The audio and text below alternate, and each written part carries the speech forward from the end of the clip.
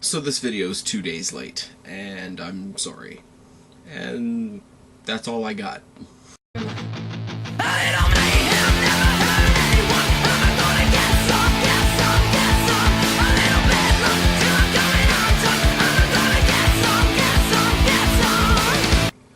What's going on, everybody? It's your buddy, it's your pal Spaz Phoenix, the YWC Reality Check, and this is Fan Answers for May, last day of May, etc., etc., etc.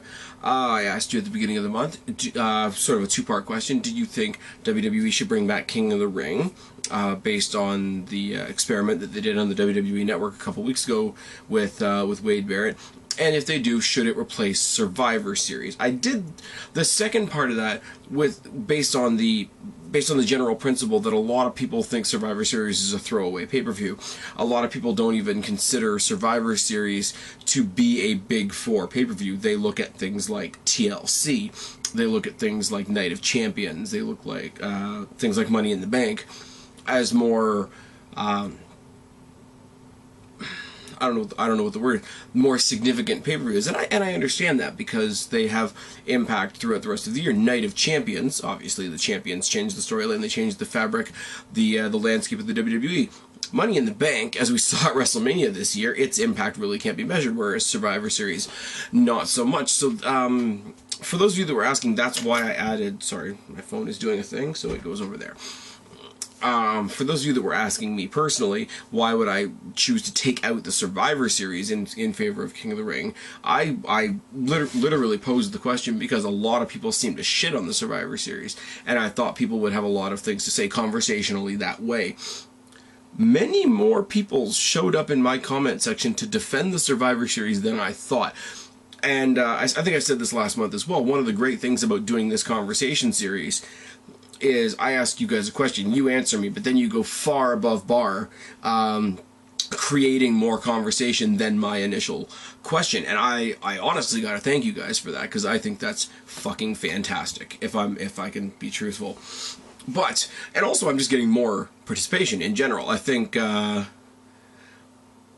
to say that I'm some brilliant mastermind or anything along those lines, but I think the fact that these are going to be monthly now rather than weekly is better for everybody. More of you get a chance to join the conversation, and I like that, and I encourage you, and I know there's a lot of people out there, because I think there's maybe 8 detailed responses to this particular month's fan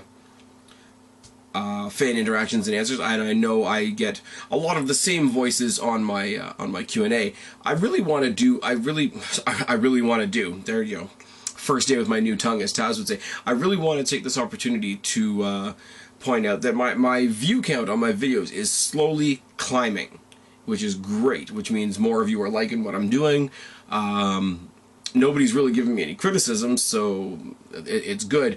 But I do get the same voices in the Q&As quite a bit, and I do get the same voices, or up until recently, not very many voices on this series here. I want to encourage you guys that sort of watch and stay silent, and it's not a criticism. If you want to not say anything, if you don't want to participate, you just want to watch the videos, that is cool. But those of you guys that might be on the fence, or maybe don't have an opinion on a certain thing, or maybe you do but you don't know what your opinion is, that is a good answer.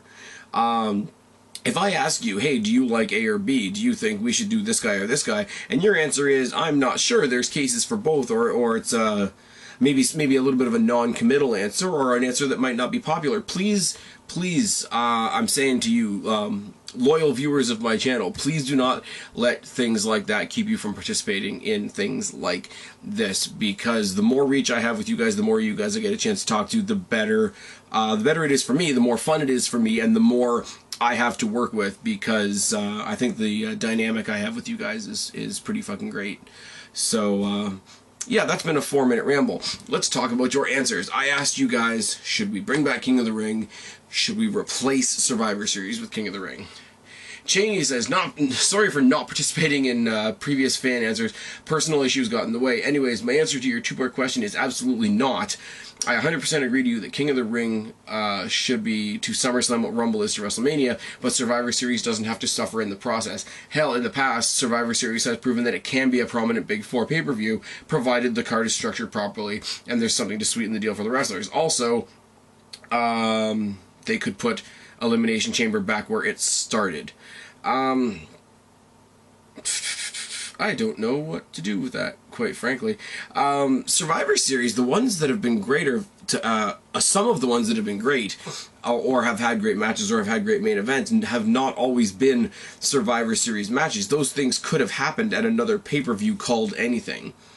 Obviously, there have been great Survivor Series matches. There have been significant matches that were significant at WrestleMania, even if they weren't, or at Survivor Series, sorry, even if they weren't great. What comes to mind, honestly, is the Survivor Series that ended the Invasion angle. Now, the Invasion angle itself was pulled off horribly, but you can't say that the outcome of that winner-take-all Survivor Series match between Team Alliance and Team WWE was not significant. Now, we talk about at Survivor Series about other great like title matches and whatever, or matches that have great matches that happen to happen at Survivor Series. I would really have to go back and have a good long think about how many of them wouldn't have been able to happen if they didn't have it in another pay-per-view.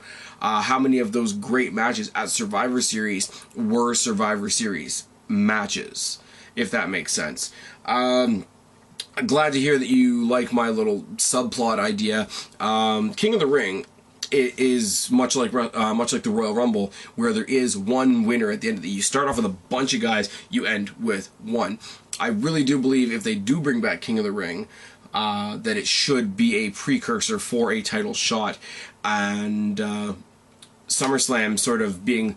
I've said this before. WrestleMania is the last day of the wrestling year. The Monday Night Raw after WrestleMania is like wrestling's New Year. SummerSlam is basically the halfway point of the year. So I think it should have more I mean, SummerSlam's already seen as pretty prestigious. It should be seen as more prestigious, and the way you do that is you make somebody go through hell to get their title shot.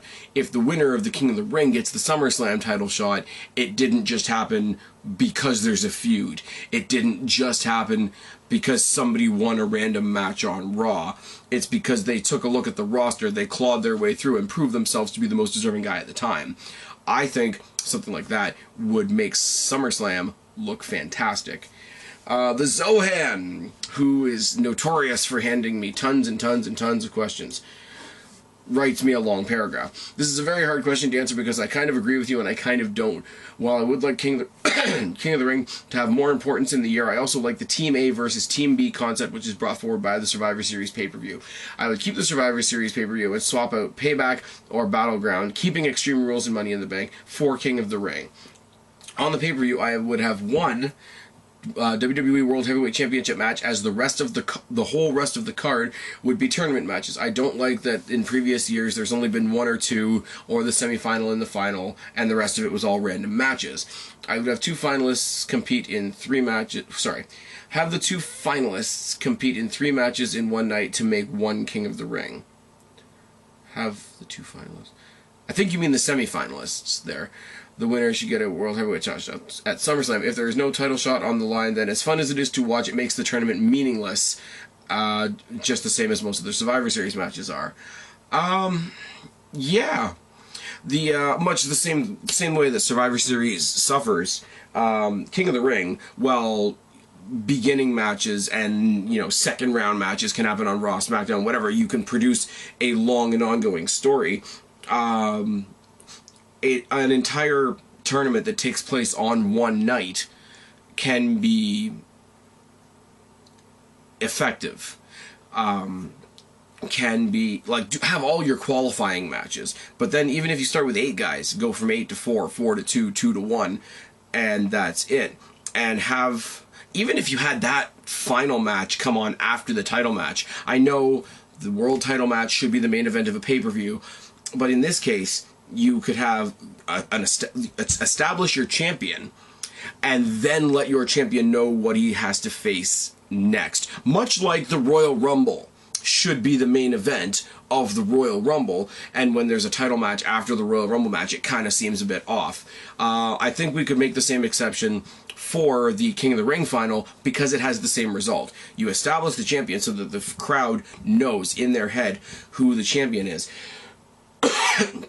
And then have that champion almost watching. Maybe show a shot of them watching in the back. Or maybe have the champion stay out there on commentary, which would be fantastic. It would give great credence to not only the guy who's going to be the next contender, but even the guy that he beats, because he made it just that far, just that close, just that whatever. Even if you want to establish that the winner of the King of the Ring gets a shot at SummerSlam, and the loser of that final match gets a shot at whoever wins that match, you could tell so many overlapping stories that way. And after King of the Ring is over, whoever screwed over whoever, in the brackets leading up to that, you've got an infinite number of storylines. Now, would we have to pull back on the singles matches after King of the Ring and go back to giving credence to your Divas division, go back to giving credence to your tag team division, etc.? Of course you would, because those two divisions would really have to lay out if you wanted to give King of the Ring the focus that it should. But it really, really should be a thing. And you're right. I love tournaments in wrestling.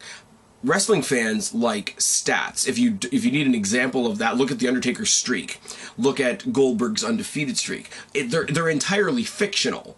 They're entirely fictional. Goldberg was undefeated for 187 and something and because somebody wrote a story that said that. Undertaker has only lost once at WrestleMania because that's the way somebody wrote a story. But we as wrestling fans still love stats. We are all cowering in fear right now that John Cena is going to overcome Ric Flair's world title count. When that count, as prestigious as it is, and this is not a dig at Ric Flair in any stretch of the imagination, please understand that, but that count is fictional. That is how many times the character Ric Flair has carried the fictitious title of world champion. It's a story. But tournaments, numbers, brackets, qualifyings, contenderships, all that sort of thing, all those statistics, we eat them up like candy. If King of the Ring is just King of the Ring, and they do what they're doing with Wade Barrett right now, and just give him a funny hat and a cape that he's going to wear for 6 months, and then they're going to toss it, then it, as much as I enjoy it, it doesn't go anywhere. You have to put something in front of them. Wrestling Fan 42 is, I think, the only one that goes the other way around on this. And he says, yes, the King of the Ring should replace Survivor Series because Survivor Series is a useless and pointless pay-per-view. As for the King of the Ring, it could launch a new star and even build new feuds and continue them. It would bring more network subscribers to the WWE network. As for using it to build towards SummerSlam, I would say no. Personally, I would put the King of the Ring before the Royal Rumble because it would give the writers more options for WrestleMania, and it would mean more wrestlers wrestle at WrestleMania. I don't know that is true. I don't know that, and you're more than entitled to your opinion, and it's an interesting concept. Please don't take this as an offensive thing. I think having the King of the Ring and the Royal Rumble both as you lead into WrestleMania would pull too many characters in too many different directions, personally. Survivor Series... It's funny. Survivor Series is cool for one night. As it was mentioned previously, you've got that Team A versus Team B. You know, it's two sports teams as opposed to a one-on-one sport, and you have that environment for one night. And it's fun for one night, but it doesn't really get you anywhere. It's very similar to what I've said about the Divas division constantly. You can have teams like Naomi and Tamina. You can have teams like the Bellas. You can have teams like Lay Cool. You can have teams like I don't know. Go over to TNA. You've got the Beautiful People. What's the new one? The one that's actually pretty fucking badass. Taryn Terrell in the Dollhouse. You can have these divas teams, but there's no sense to having divas teams because there's no Divas Championship. It's like when WWE puts their trios together. The Shield is awesome. Nobody's going to question that. The Wyatt family was awesome. Nobody's going to question that. New Day is fucking amazing, whether anybody likes it or not. But it doesn't do any good because there's no three-person title. And the same thing goes for Survivor Series in that sense. In the sense of moving forward, what does it get you? You can have a great 3-on-3 match between the Shield and the Wyatts. That's great. That's wonderful for that night. But moving forward, me and 3 other guys beat those 4 guys. Okay, now what? Now where do you go from there? That's odd. It's very much catch-22, because if you enjoy the multi-person matches, then enjoy the multi-person matches that night, but understand they're not going to go anywhere. Whereas King of the Ring, you, the guy that is at the point of the bracket at the end of the day, you are the winner. That is where it fits in very similar with the Royal Rumble. There is one winner. There is one man. There is one man built. There are 29 other guys used to make one man look good at the Royal Rumble. That is a team effort behind one guy, and the King of the Ring is the same way. You've got all these guys that are going to win some and lose some and win some and lose some and win some and lose some, but this guy's going to be the winner. At the end, you're all going to be. Some of you may win along the way, but you're all going to lose because we're pushing this guy right now, and it's another stat. This many titles, this many tag team titles, this many Royal Rumble wins, this many reigns as King of the Ring. It does more for the individual. King of the Ring does over Survivor Series, hands down. Hands down. Any individual accomplishments that have happened at Survivor Series have been in individual matches, and individual matches are not specific to Survivor Series. I hope that makes sense. As you say, the King of the Ring being right around Royal Rumble time, it would give a lot of leeway for writing stories into WrestleMania, and you could do it, but as I say, in my personal opinion, I think that would stretch the roster a little thin, because to have a decent King of the Ring, you have to have 8 quarterfinal matches, which means you have to have at least 16 guys to start writing the story for the Rumble. You need at least 30 if we're not going to do it like Alberto Del Rio's year and make it 40. So now you're asking these guys in a very short span of time to write stories for 50 or so guys. And I know my math was probably really bad right there, but it's hard enough, and I know there's an entire writing team devoted to writing the story of the Royal Rumble match, and I respect the hell out of them, because I wouldn't want to know how to start to build that. I really wouldn't. With a bracket, it's a little easier. We saw what happened. A very, very simple example of that would be Sheamus and Ziggler this year. You know, Ziggler got screwed out of the first round. Ziggler came back and screwed Sheamus in the second round. Neither one of them are winning King of the Ring, but both of them have prominent stories going forward. That's where something like King of the Ring is awesome. That's where something like Elimination Chamber is awesome. 6 guys in the Elimination Chamber, 2 guys don't win, 1 guy severely injures another guy, he comes back in 6 months from the injury, there's your feud going forward. It's a building block, and it's fucking great. King of the Ring, I believe, does great things for the winner, but as far as other guys down the road, they can get themselves into other situations that will put them in positions of importance later on, matches of importance, matches of interest later on down the line. Can you imagine if Rollins wasn't the champion, and Rollins and Ambrose were both in the King of the Ring tournament, and they screwed each other out of that particular contest, and that led to a main event match at SummerSlam? Stuff like that could happen. David Rivera says, no, I don't think the Survivor Series should go. I do think the King of the Ring should be a spring pay-per-view, around the time where WWE tends not really to care much anyways. To have the King of the Ring as a pay-per-view during the spring would be pretty cool, and not a 2-night tournament, seeing the way they did it this year. And it was a little weird seeing it as a 2-day thing, honestly, and this is a very interesting video. Thank you very much for that. And yeah, we didn't get a full-fledged King of the Ring this year. I should be clear on that. I did get excited when they announced it. My excitement came more from the idea of the concept coming back. To have 4 matches on Raw, and then a little random 45-minute special the next night on the network as a very, very obvious way to get us to buy the network. It wasn't good. It wasn't. Neville looked great. Ziggler and Sheamus looked great. Barrett as the King, it's been very tacky. I'm not going to lie. It's been very very Halloween store costume type bullshit. The one year that I did like, where they took away all the corny tackiness of it, was the year that Edge won, and Edge walked out at the end of the night with a trophy. I mean, yes, eventually if you have a trophy in the WWE, it will be used as a prop, it will be broken over somebody's head, but going home at the end of the night with a trophy, you know, getting to stand there triumphant with your trophy is... it's more prestigious, even in kayfabe, than putting on a Burger King crown and a cape. It just is. It's less laughable. And I mean, Edge in a crown just would have been weird. They could have done the same thing with Barrett. They didn't have to go through... They don't have to take everybody that wins King of the Ring and make them a king gimmick. Right now he's King Barrett.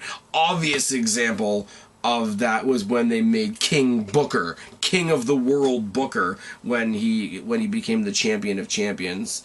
And became like the king of all champions. And he had Carmella or Charmel or whatever her name was announcing him with that shrill voice. Like, "All hail King Booker!"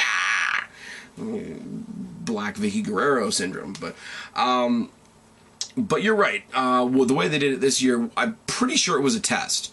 Pretty sure it was a test to see, okay, if we give them a little taste of what King of the Ring used to be like, will it get them talking? Will people be interested? And it did. It got me talking. It got me talking to other people. It got this conversation going, which is fucking great. I think if they take the interest given this year and give it a full-fledged pay-per-view, as I said, leading up into a main pay-per-view, even if we take out my idea of canceling the Survivor Series, which a lot of people don't seem to like, use it as a precursor to SummerSlam, or if people are, to my surprise, defending Survivor Series so much, use it as a precursor to a title at Survivor Series. Same thing. I don't think, even if they brought King of the Ring back, it would be seen as a big four. I'm seeing that more, and I'm seeing that more especially from your guys' responses here. The idea of replacing Survivor Series with King of the Ring as one of the big four, because it used to be the big five. Many people that are maybe just getting new into wrestling, or many younger fans, may not remember. The big four that we always refer to used to be the big five. It used to be Rumble, Mania, Survivor Series, SummerSlam, King of the Ring. And then King of the Ring just fell off. And then there was a couple years where they did a King of the Ring tournament, but they just did the finals of the tournament on whatever pay-per-view was next. So if people are clinging more to Survivor Series than I think they are, there's no reason you couldn't use this as a lead-up to Survivor Series either. I think that idea would work just as well. Gary Monahan says, it's a very interesting question. I would like to see Survivor Series stay, but if they went back to the elimination tag format, maybe a world title match is the main event. Second, I agree that, okay, you got points coming out in parts here. I agree. If you're going to have the Survivor Series, the gimmick pay-per-view, you should go back to all the matches that night being Survivor Series matches. As I've said, they don't have any meaning going forward, but if you're going to have the Survivor Series, then the night should be dedicated to Survivor Series matches. As you say, tag on a world title match at the end if you wish, but there's no reason you can't have a handful of main eventers put in a main event Survivor Series match. As I say, the end of the invasion angle is a good example of that. Not that the match was good. I'll say that once again, but in theory, there's no reason that they can't do it. Okay, lost my place. 2, I agree that the King of the Ring should be on before SummerSlam and get a number one contendership for a SummerSlam title match. That's just a theory of mine. Glad you agree with it. It'll make the main event a lot more interesting if we can show, if the lead up to the title match at Survivor Series isn't just this guy attacked this guy, this guy attacked this guy, this guy attacked this guy. If you can use an entire video recap of the entire King of the Ring tournament to lead up to one title match, just in production alone, in the way WWE does video packages, the way they do build, the way they do video montages to the match, leading up to the match, it'll give them, as I've said 100 times, it'll give the writers so much more to play with. 3, a great idea for a number one contender for the Survivor Series would be to scrap the Hell in the Cell and bring back pay-per-view War Games. It was kind of like a giant 3-ring Royal Rumble last man standing where they had every male member on the roster there. I've never actually seen a War Games. I've seen pictures from War Games. I've seen like sort of highlight reels from War Games. That it could very well, that could very well be a thing. That could very well be something WWE looks into in the future. I know, logistically speaking, WWE doesn't want to do War Games because the logistics of having more than one ring, the more space they take up doing that, the less space they have for seats. They lose money that way. Logistically, setting up 2 rings is twice as much. The structural integrity of a cage that big, that sort of thing are some of the reasons I've heard of them for not bringing in War Games. But you're absolutely right. If we did that, if we took your idea combined with my idea, which you seem to like as well, Gary, you would have Royal Rumble building WrestleMania, you would have King of the Ring building SummerSlam, and you would have War Games building Survivor Series. That will strengthen the pay-per-view year.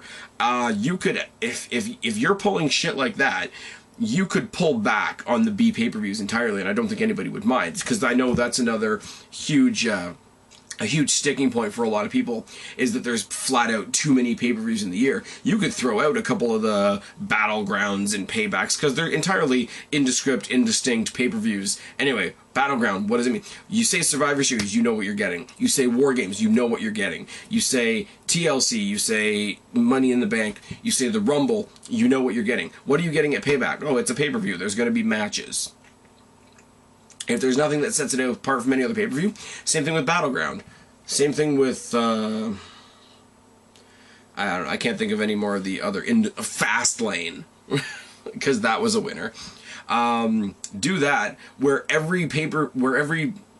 I guess you would set up a big 3 in that sense, wouldn't you? WrestleMania, SummerSlam, and Survivor Series.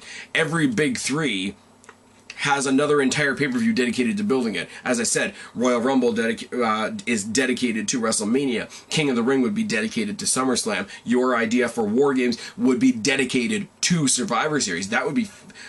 I love that idea. I'm not even going to lie. I like that a lot.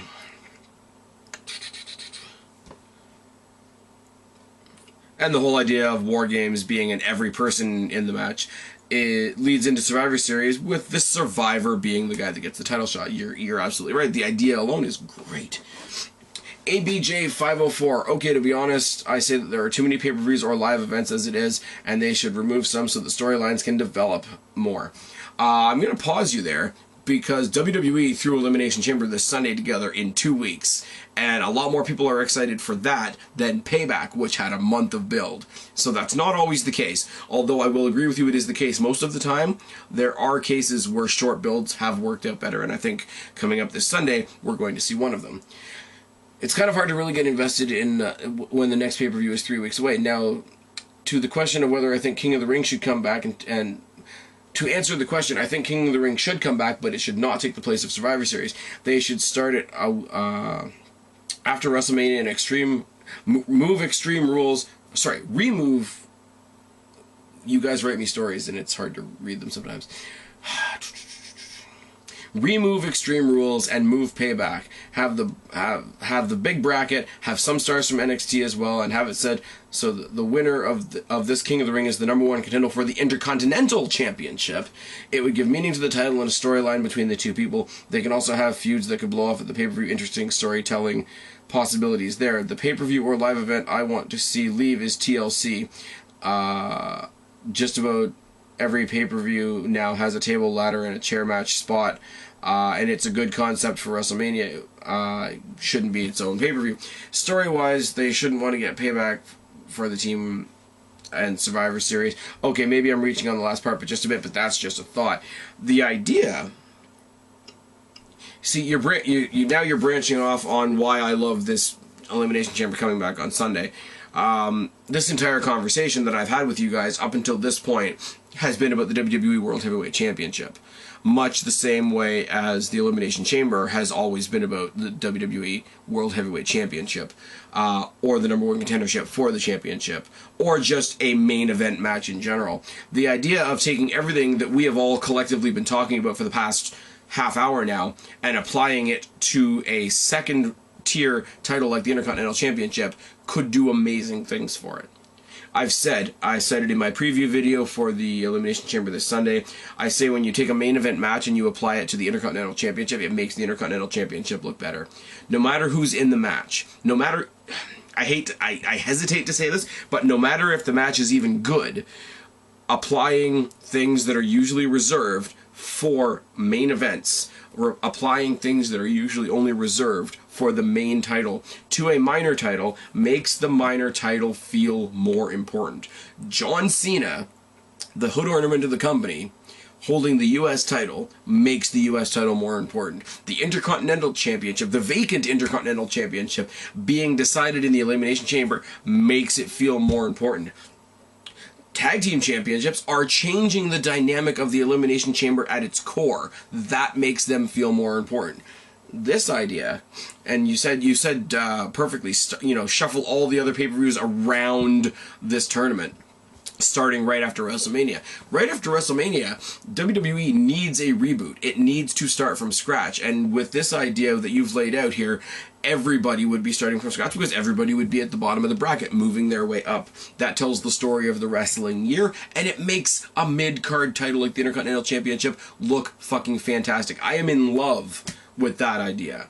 And this is the prime example of what I said at the beginning of this video. I give you guys one simple question, and you guys give me a million answers and a million different things to think about that I never even considered.